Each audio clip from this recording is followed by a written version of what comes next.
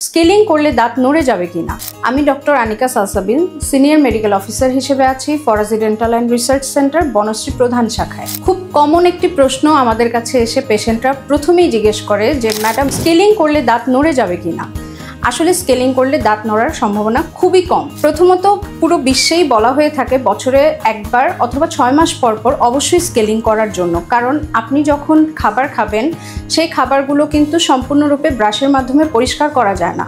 আবার যদি আপনি সঠিক নিয়মে ব্রাশ করে না থাকেন অথবা আপনার যদি অন্য কোনো শারীরিক সমস্যা থেকে থাকে, যেমন ডায়াবেটিস থেকে থাকে, তাহলে কিন্তু আপনার মুখটা সবসময় ড্রাই হয়ে থাকে।